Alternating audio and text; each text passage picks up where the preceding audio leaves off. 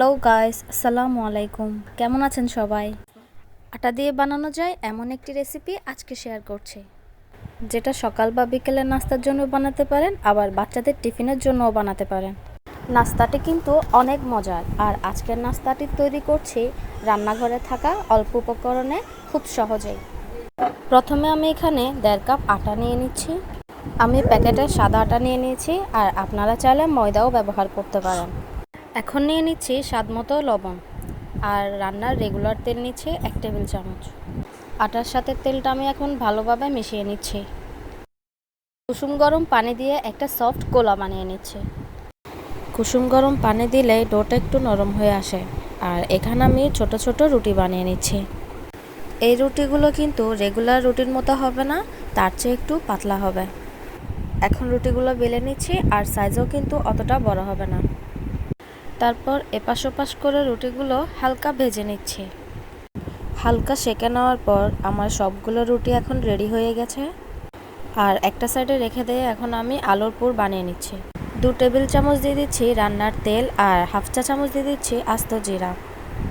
দুটো দিয়ে দিচ্ছি পেঁয়াজ কুচি, একটু ছোট করে কেটে নিয়েছি, আর তেলের সাথে একটু পেঁয়াজগুলো নরম করে নিচ্ছি। 1 চা চামচ করে দিচ্ছি আদা এবং রসুন বাটা, 1/4 চা চামচ দিচ্ছি লাল মরিচের গুঁড়া, 1/4 চা চামচ দিচ্ছি হলুদের গুঁড়া এবং দিচ্ছি স্বাদমতো লবণ। সবগুলো এখন ভালোভাবে মিশিয়ে নিচ্ছি। এখন দিয়ে দিচ্ছি আগে থেকে সেদ্ধ করে রাখা 2টো আলু, আর আলুগুলো আমি গরম থাকা অবস্থায় ম্যাশ করে নিয়েছিলাম।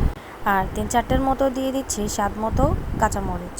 সবগুলো ভালোভাবে মিশিয়ে নেওয়ার পর আলুটা রান্না হয়ে গিয়েছে, আর এটা রান্না করতে বেশিক্ষণ সময় লাগে না।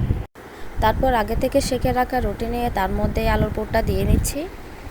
আলুর পুরগুলো রুটির এক সাইডে দিয়ে এখানে আমি চিজ এবং ডিম গ্রেট করে দিচ্ছি। তবে কেউ যদি চান সেদ্ধ ডিম এবং চিজ ছাড়া আলুর পুর দিয়ে এই নাস্তাটি তৈরি করতে, তাহলেও কিন্তু নাস্তাটি দারুণ মজার হবে। যদি হাতের কাছে থাকে তাহলে দিতে পারবেন, না হলে স্কিপ করতে পারবেন। সবগুলো বানানো হয়ে গিয়েছে। এবার আমি তাওয়াতে পরিমাণ মতো তেল দিয়ে আমরা 3টা করে করে এগুলোকে এপাশ ওপাশ করে ভেজে নিচ্ছি। এপাশ ওপাশ করে ভেজে নেওয়ার পর যখন এগুলো একটু ব্রাউন কালার হয়ে আসবে, তখন আমরা এগুলো একটা একটা করে নামিয়ে নেব, এবং বাকি সবগুলোই আমরা একই নিয়মে বানিয়ে নেব। দেখুন, নাস্তাটি দেখতে যেমনই সুন্দর লাগছে, খেতেও কিন্তু দারুণ মজার। আপনারা চাইলে কিন্তু এই নাস্তাটি বাসায় খুব সহজেই তৈরি করে নিতে পারেন। আর আমার এই রেসিপিটি ভালো লাগলে প্লিজ আমার চ্যানেলটিকে সাবস্ক্রাইব করবেন। আল্লাহ হাফেজ।